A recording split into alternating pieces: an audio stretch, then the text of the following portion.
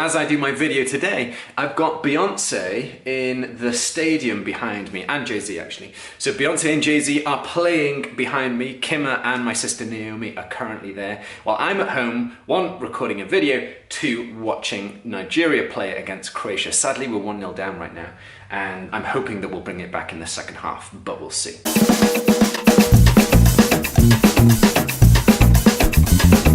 While I kind of wait for the second half to start, I thought I would use this time to share a little bit about building a business and the next steps, specifically moving from permanent to contracting. I kind of shared a little bit of notes last time with you, and now I want to just share some detail around the business part. When you get hired, they want to work with an official limited company. It's pretty simple to set up. So you go to Companies House and you search for your desired company name. Sometimes there are company names that are already there that are similar, so you might have to drop in an additional word like worldwide or corporation or UK or something small just to differentiate yourself. So for example, in my case, Ryland Limited was too broad because it matched very closely with other companies that started with Ryland. So I had to put in another word, so I put in Ryland Consulting. Now the web address that I have is .consulting, so it matched quite well with that. It was a bit of pre-planning, but if you do a little bit of pre-planning, it can really help you out.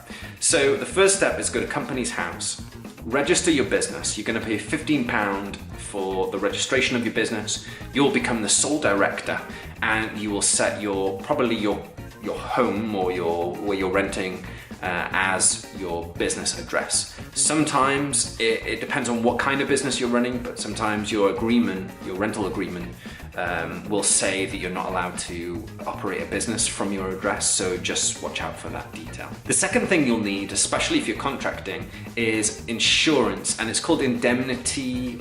There's some posh name to this type of insurance, particular type of insurance that you need. So what I did is I went to Hiscox, and I'll put a link in the description below, and signed up for the basic level of insurance that covered everything I needed from a legal perspective. And that cost me roughly £30 a month. So that goes out of my account, out of my business account, so that's something that is well needed and is pretty much a legal requirement before you start working in someone's offices. So that's if you were doing an in-house role. Next is bank accounts. There's two bank accounts that I would suggest. You can go with the big boys like NatWest or HSBC or Barclays or Metrobank, but what I'd suggest is try out a different one like Tide, T-I-D-E.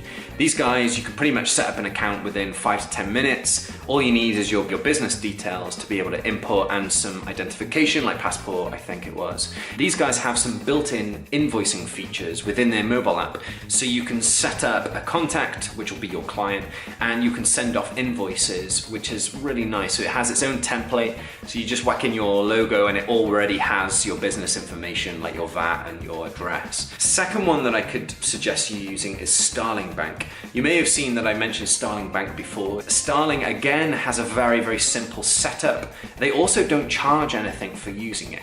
They don't have any inbuilt kind of invoicing that I know of, but that's not a big deal because a lot of the accounting software that are around have that invoicing feature built in.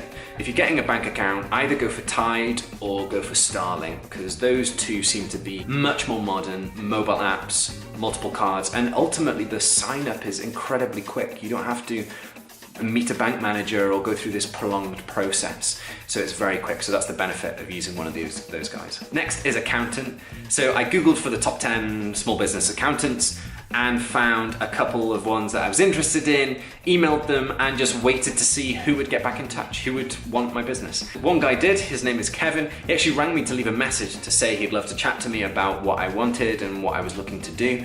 And that's now my accountant. My accountant is called Kevin. I have no idea how and what I needed to do. So he was super helpful, enabling me to ask as many questions as I wanted. The detail is, basically your accountant is never going to be a financial advisor, so those two should be separate, which at the time I didn't know. So I would encourage you also to get a financial advisor because they can give official advice that is going to help you from a personal perspective, but also from a business perspective as well. So get yourself an accountant, and hopefully they will encourage you to get some accountancy software. I'm using Xero.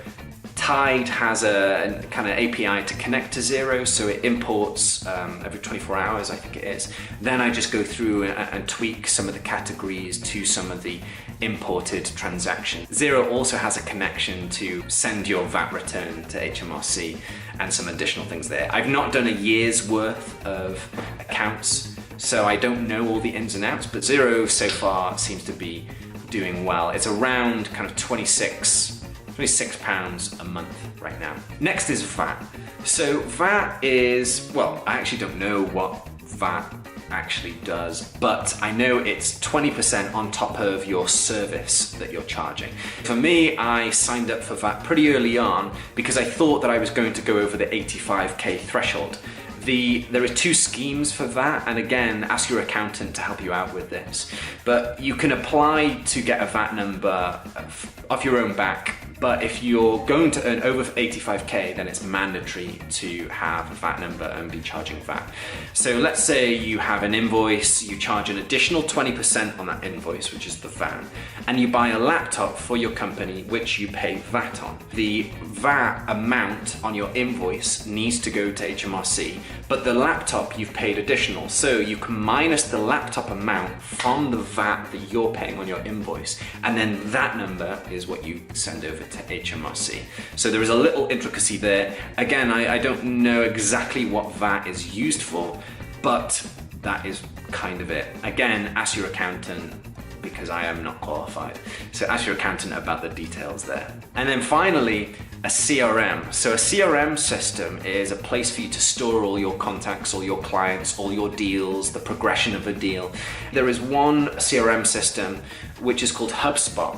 HubSpot has a Chrome extension which allows you to embed or add in an additional email address that tracks to see if your client has opened your emails.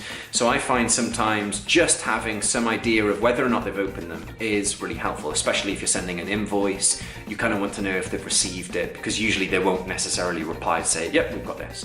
So HubSpot has a free tier that kind of fills in the gaps for me, and it's a place to store all my clients. What I also do is I track how many recruiters have given me contracts. So if I have a list of recruiters in there, I'll start clocking in a number of how many clients I've won through that recruiter. So when it comes to a time of, I need another contract because this one's going to end in a couple of months, I will go back to that list and see the people that have given me work successfully before and contact them specifically. So that's it. I know it's a quick overview. So if you have additional questions that are not about that or about anything financial, then ping them in the comments below and I'll see if I can help you out with some of my experience. As always, I am not a professional. I am just sharing some of the things that I've had to go through to get things set up. And I hope that you find it useful. Until next time, keep shining bright like a Ryland.